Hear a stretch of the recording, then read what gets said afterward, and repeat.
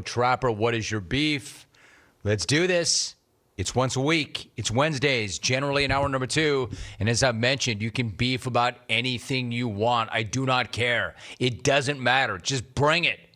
Hit me up on the phones, 1-800-636-8686. Hit me up on Twitter at Jerome. Man, just find a way in here. Rome, R-O-M-E, at habitate.com. Jim, my beef is with people that do something simple like lose some weight or run a half marathon and then proclaim, no one thought I could do it. Like they swam the Atlantic Ocean. Hey, Bag, we all knew you could do it, but no one believed you would.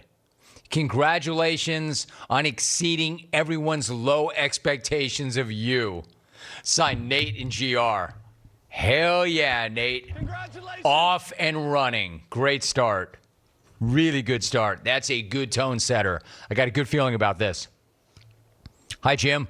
My beef is when you go to the doctor and the 400-pound nurse weighs you, looks at your chart from the year before, then laments that you've gained 6 pounds. Hey, fatty. Fat. Your scrubs were made from the tarp that they put over the field at Fenway during a rain delay. Worry more about your own girth. Sarah T. Unwore obese nurses. War lady clone. Damn, Sarah. What up, P and the B? Here's my beef. The loud, obnoxious, and annoying beeping sound that my microwave makes when my food is done. Am I the only one who turns into Barry Sanders, juking around tables, chairs, kids, and dogs to hit stop before the shot clock ticks down to 0? Brad in G-Rap. I like that. That's good. That's a good one, too. Yo, Romy, I got beef with raisins. I hate when I take a bite out of a cookie and I end up chewing on a raisin. Raisins only taste good when you're under 5 years old or over 60. Those 55 years in between, they taste like ass. Alberto in Rosarito. What's up, Big A? This is why you callers can never keep pace, man. These guys are good. Really good. Those 55 years in between, they taste like ass. He's not wrong. Tan smack. My beef is with dust. You do absolutely nothing to dirty a surface, and this crap just accumulates, and then I have to break out the paper towels or feather duster and clean this mess that I didn't even create. Unwore dust. Shawn from Crapchester in Orlando. All right, Shawn, you can do better than that. Dust. Your beef is with dust. Your beef is with dust. I mean, dust happens. It's like you say, get out your feather duster or your paper towel. Hey, Rome, here's my beef. Some son of a bitch down the street dragged a bunch of junk to the end of his driveway and then put a sign up that says, free. Hey, slick, call for a bulk pickup or haul it to the dump yourself. Stop asking your neighbors to throw away your trash for you. Chad in Orlando. Good point. That whole, if you can haul it, you can have it bull crap. No one wants to haul your crap away, man. Nobody wants any of it for their home. Hey, man, that lamp right there, that looked really good in my living room. No one's thinking that. If you don't want it, why would somebody else? Hey, Rome. My beef is with you. How could you miss 3 days of work out of the blue like that? You're starting to act like Kyrie Irving. Next, you're going to tell us the earth is flat. Signed, Jeremiah in Greenville. All right, again, really quickly, I did miss 3 days of work. I did not give you any heads up. Why did I do that? Because I can. What was the reason for it? None of your business. It's private. I'm asking you to respect it, Jeremiah. And if you knew what the reason was, you'd respect it. Private. I just choose not to share that with you. Private. Thank you. Private. Rome, my beef is with the calls you instead of texts you guy. Whether it's your mother or Hawk talking to his cat, nobody speaks on the phone anymore. Hack, please do not call me. I will not answer your call. Steve from the Northwest, right? The phone ringing is almost like a reason to go now. Like, oh, great. Why are you calling me? How did it come to this? Like, we don't even talk to each other anymore. I'm not saying that that's not a real thing, though, right? It does, admit it. Does it not piss you off when somebody calls you? Jimmy, my beef is with Lil Alvy on Thursdays. Go back to homeschooling your 12 kids and give me back my train wreck writ Thursdays. Give me back my... Freaking ridiculous, right? Let's try that one more time. My beef is with Lil Alvy on Thursdays. Go back to homeschooling your 12 kids and give me back my train wreck writ Thursdays. Give me back my... Freaking ridiculous, right?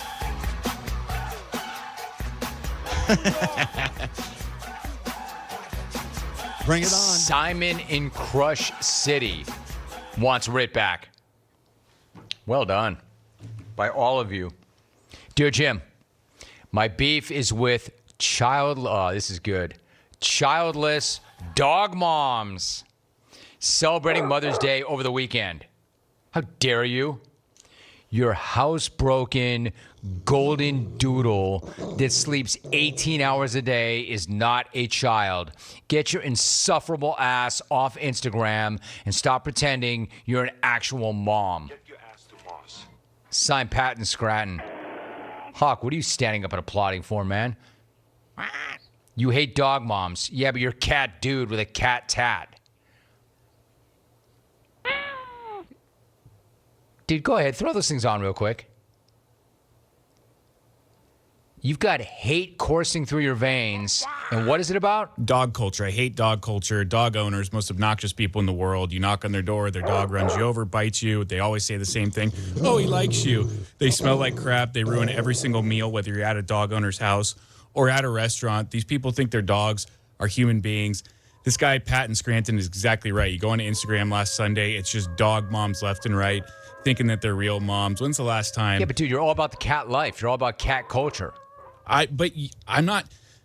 When Father's Day comes around, if I got like a cat dad post, I would delete myself from the internet. I'm not throwing it in everyone's face. I'm not bringing my cat to restaurants. It's more than the dog mom. It's the dog thing that you seem pissed about. Dog culture, it's out of control. Dogs aren't asking for this. They're great animals. Peter Carroll cannot believe how fast you're talking because today. I'm pissed. Stop ruining dogs for everyone. Just let them be at your house and chill. Stop gallivanting all over the place with them, throwing them in everyone's face and making us all like adjust our lives for your stupid dog. Huh.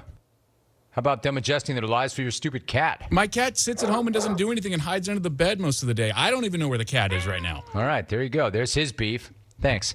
Hey, Jim, my beef is with the tight lids on new jars of salsa. I always have to get someone to open them for me. Signed, AD. Casey, stop, man. Rome, my beef is with friends who get pissed when you don't return their text right away. Damn, man, I work 2 jobs. I got a wife and a kid. I'm trying to get back to you as fast as I can, but sometimes stuff happens and I'm a busy dude. Leave me alone. Matt in Poland Springs. All right, let's go to the phones. Myrtle Beach, Steve. Good to have you, Steve. What is your beef? Hey, Jim. My beef is with obscure health trend guy. He's got a coworker that swears drinking a glass of cold ice water in the morning wakes him up more than a cup of coffee. Hey, man, no, it doesn't. I was just at Starbucks. I didn't see one human ordering ice water at that counter. Thanks, Jim. Well done, Steve. Well done. I agree with you. He got in, he got out. He had a good beef. That's how you do it. 1-800-636-8686. Social media beef was great. What about the phones? We go to John in Houston. John, what is your beef? Hey, John. Good morning, Jim. My beef is with Loto guy, man. It's a miserably hot day. I want to run into the gas station for a quick drink on this hot day, and I got Loto guy going over his 20 numbers, 20 different cards with the cashier. The line's out the door. I got to leave the gas station more miserable and more hot than when I got there. Thank you, Jim. And thirstier. I see you working, John. I feel you. That's good beef. 1-800-636-8686. Let's go to Raul, Arizona. Raul, my man, what is your beef? Hola, Senor Jim. My beef is with daylight savings time and not realizing I was on a 1-hour tape delay here in Goodyear, Arizona, and wondering why my beefs were not getting through. Oh, my man, that sucks. I feel you. You know what?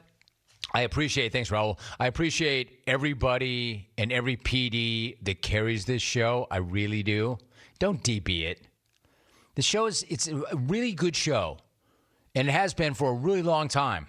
Just throw the switch at 9 a.m. Pacific, and I'll do all the heavy lifting, and then throw the switch again at 12 p.m. noon, and you're all good. Don't DB it. My man's like, I've got amazing beefs. Why are they not getting through? Because they're DB'd. Delay broadcast. 1-800-636-8686. Back to Houston. A lot of beef coming out of Houston. Kyle in H-Town. Kyle, what's your beef? Rome, I've got beef with the guy who has to tell me that wrestling is fake whenever they find out that I watch it. Guys, I realize it's fake. It's fine. You know what else is fake? John Wick. Keanu Reeves not really going out and murking people because his dog got killed and his car got jacked. Doesn't stop me from going. Shut up and stop it. War, stay-at-home dads. My man, Kyle in Houston. It's still real to me, damn it. I don't think that anybody thinks that Wick is real. I mean, I love Wick. I just didn't think that it would be possible for one guy to kill 800 people in a 2-hour movie. With one handgun. And a few mixed martial arts moves. I didn't know the guy could kill 800 people with 8 bullets. But that doesn't mean that I don't love the franchise. I do. Let's go to Temecula. Rob in Temecula. Rob, what's your beef? What up, Jim? My beef is gas pump guy, okay? First off, when you pull up to the pump, know what side your gas tank is on so you don't have to open the door and look back. You've had your car for 17 years. You know what side it's on at this point. And when you're getting gas, you pull all the way forward to the first pump at the end. You don't stop short so that then I can't get around you or I have to wedge into the middle pump. Most gas stations have 27 or 42 pumps now, so there's plenty for you to pull up. We've got to work on this. There's an etiquette to this, and we need to work on it together. My man, nice job, Rob. I like that. I like that one. Going to the gas station can be a real pain in the ass if you don't understand the etiquette of going to a gas station. He's right. Pull up to the farthest pump. How do you not know what side your gas tank is on when you've had that car 8 years? Great point. Let's go to Wisconsin. Scott in Wisconsin. Scott, what's your beef? What is up, pimp? What's My up, dude? beef is with one Anthony McFarland. I mean, what the hell am I supposed to do? How am I supposed to respect and listen to what you have to say when your name is Booger? You answer to the name Booger? You're 43 years old and a Super Bowl champ, dude. You don't have to stick with the name somebody gave you in 3rd grade. Wake the hell up, Tony or Anthony or whatever the hell your name is. Scott in Wisconsin. The callers are doing well today. I like it. Hope it doesn't end. 1-800-636-8686. Jerome in Houston wants in. Jerome, what's your beef? Rome, thanks for the line. My beef is with barn swallows. Now, let me tell you, a barn swallow is this little bird. It's about 4 inches long from beak to tail, about 7.5 inches on wingspan. And when they started shutting down our farms around Houston, all these barn swallows had nowhere to go. So where did they go? They came to Houston in our big, massive houses built by oil and gas, by the way. And they have a terrible habit of dive bombing their residents. And so they're trying to go for our nose. It looks like we're dodging out of the way, and they turn back, start laughing at us, and they've knocked 2 hats off my head and never touched skin. So go away, barn swallows, please, out. Like Jerome heard the music, but he was going to just milk that thing to the end of the hour.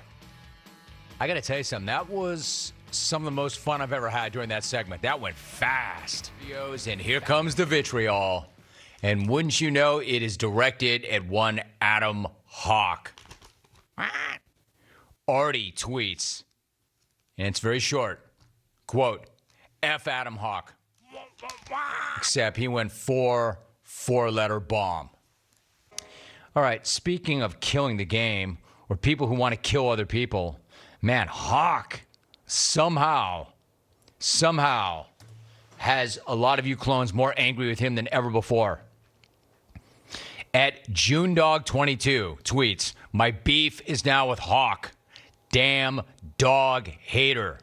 At Not Proper Mike, dear Jim, my beef is with cat owners. They want you to come over and not acknowledge the fact that their place smells like a litter box. Ryan in Sacktown tweets, the only thing worse than dog mom is cat guy. Jamie in Green Bay tweets, Hawk is about to be canceled by an army of dog owners. Going after dog moms is an odd hill to die on. Hitman Canadian, quote, you're asking me to bury you in the smack off. Signed, Paul's dog. Mike D for 3. My beef is with cat culture. Dudes getting tattoos of their cats. They claw the crap out of you. You can't play with them. They defecate in the house. If that wasn't bad enough, it's Catterday on Twitter every Saturday. Darren and Kuna, get off my damn dog there, cat boy. Cat boy! He's part of the family and will eat your cat. Will the Thrill 70 tweets, Hawk is a loser. Dogs rule. None of these are as good, though, as the first one that just said, F Adam Hawk. Except he spelled it out full 4-letter bomb. You might wonder why I went with the random and out of nowhere Rodney Harrison reference in the middle of an interview with Tony Luffman. Fair question. 2 reasons. 1, I love Rod. Have always loved Rod. 2, Rod texted Hawk right after that first tweet that said F Adam Hawk. Adam, pick it up real quick. All right, so obviously you and Rodney have... Why Rodney Harrison would have your digits, I have no idea, but you can go ahead and tell me how the two of you are connected. Oh, I used to produce Rodney Harrison's show, The Safety Blitz, on NBC Sports Radio. Rodney Harrison is the rare athlete that just seamlessly transitions into broadcasting, and he takes it as seriously as he did his playing career, and he had a wonderful playing career. He was an absolute joy. Let's not get crazy, dude. Unless he ever lowered his pads and hit you, let's not say that he takes it as seriously. Rod was fierce, man. And, fierce. Okay, fair enough. But he attacked his radio show fiercely as well. And I've worked with some athletes that will just show up 5 minutes before, kick their feet up, rest on their laurels, think that they can talk about... Dude, I'm messing with you, not Rodney. I believe that. Rod puts in the time, man. Rodney's prepared, for sure. And he treats everyone as if they're all on equal ground. So he treated me like I was his contemporary. It was very nice to work with him, and I sent him a note when I was done working at NBC that said, you were just the best guy ever to work with. You're a great broadcaster. And no surprise, he got on Sunday Night Football, and he kills it there. So Rodney heard you reading a tweet that said, F Adam Hawk, and Rodney happened to And I want to be very clear again. I said F Adam Hawk, but if it were our podcast, I'd read what it really said because it says what you think it says. Correct. And that was a tweet in response to my take on dog culture. Rodney heard that. I don't know if he had the context, but he thought it was super funny. He didn't know if it came from a tweeter or from you. No, he tried to give me credit for it. Yeah, he thought it was great. So he texted me. Always nice to hear from Rodney, a legend. I believe he's living in Atlanta, and so I just wanted to relay it to you that Rodney is listening. Did Donovan McNabb also respond to you? No, but I can text D-Max, see what he's up to as well. But I'm really enjoying this. You can. I'm not going to read it, though. I'm really enjoying this back and forth with Rodney. And while I do have the microphone, which you have graciously allowed me to... don't do anything stupid. I swear, man. I just want to clear up the dog because you're acting with a lot of attitude today that you do not deserve to have. Really quickly, Rodney Harrison, I think, because he said, I love Jim Rome. Rod, I wish I could take credit for F Adam Hawk. I was reading a tweet from somebody else. That was not me. So let me be very clear about that. I did not say F my EP on the air, but lots of others did. All right. And that's because of this dog culture take. Now, are you going to try and walk this back? Absolutely not. I will not walk it back. I'm just asking the audience to hold 2 thoughts in their head at the same time. It's not that difficult. I have nothing against dogs. Dude, where's your attitude coming from, man? What is this? I got Rodney Harrison texting me. I'm feeling good about myself. Okay, go ahead. So I I got nothing against dogs. They're great animals. You could argue that no animal has evolved better than the dog. They cozied up to human beings. We love them. They love us. Are you going with an animal evolution take? Well, dogs evolve better than any animal in the history of the world. So dogs are great. It's dog owners I have a problem with because they've taken this dog culture thing too far. And they're proving my point right now because they want to kill me over pointing out all of their flaws. They think I'm attacking their dog. I'm not. I'm attacking them as dog owners. And here's the thing. Dog is an anagram. Don't you think it's going to piss them off even more when they realize that you're not attacking their animal, but them personally? Well, actually, dog is an anagram for God, which is appropriate because they treat their animal like it's God, and that's why they're getting so pissed off at me. Keep digging, bro. They would rather me attack them than their dog. Their dog is more important to them than human beings, and that's how, I never asked, I don't bring my cat to restaurants. I don't have my cat do its business in your yard. You're talking faster than Pete Carroll again, dude. What did you get into this morning? Some mushroom coffee. That's it? Yeah. Thank you, Cindy. All right, so you've got this kind of vitriol and animosity towards dog owner nation, yet again, you're still rocking a tattoo of your cat on your arm. Right, but it's not infringing on anyone's well-being, I have to see. Okay, well, I apologize about that. I try to keep my sleeves rolled down, but, I'm not out here like throwing my cat in everyone's face. I don't care. You hate the cat, hate the cat. You're not. You have it tattooed to your body. But if you hate the cat, you hate the cat. I'm just saying dog culture is out of control right now. It is. And it's because of dog owner. Okay, it has nothing to do with dogs. I'm not going to argue the point. I love dogs, and I agree with you that there are some things that dog owners do that really aggravate me, man. They piss me off. You don't need to take that dog everywhere. You don't need to take that dog to the restaurant. You don't need to take that dog to the mall. And by the way, you don't need to take that dog anywhere but for a walk. Occasionally to the beach or dog crap park, maybe. I get all that. But is there not also a cat culture? And I'm a cat guy. You see me actually post pictures of Cody the Ragdoll legend. However, is there not a cat culture also that would alienate a lot of people? Yeah, there is a cat culture, and I'll be honest with you, I'm not like a fan of cat culture. It's kind of weird, honestly, and you would be saying, well, you have a tattoo of your cat. Guys, I would never say that. Except 5 times this segment. I kind of did it as a joke for the show, right? It was good show content. It's not like I'm sitting here like I worship my cat or anything. I'm an idiot, and I did it for the show. So that's what that is. There's a huge difference. Like my cat doesn't jump. I will say Holly Robinson Pete thought it was awesome. Which is great. Now, my cat doesn't jump on people when it knocks on the door, and then I say, the kitty cat on the forearm, that's hot. Listen to Holly. Go ahead. The kitty cat on the forearm, that's hot. Now, let's be honest. Holly also came on long before you ever came around here, and she said really nice things about me, too. So I think Holly kind of runs the world. Holly knows what to say and who to say it to, but I think that when she says these things, she only means them for her husband, and all of us just kind of bite hook, line, and sinker. Sure, and shout out to Rodney Pete, who works with Fred Rogan, another guy that I work with. Okay, so you know Rod, too. I don't know Rodney, but I know his co-host Fred Rogan. This is just a trip down radio lane. And again, I was going after dog culture and dog owners, not dogs. Do you know what's weird? You actually have some support here. Brad in Ann Arbor. F. Adam Hawk. No, just kidding. He writes, I'm with Hawk. Dog people are obnoxious. Keep your loud, dirty dogs away from me when I'm trying to have an outdoor meal, grocery shop, and take a flight. Also, you're a loser if you dress your dog up. That's all true.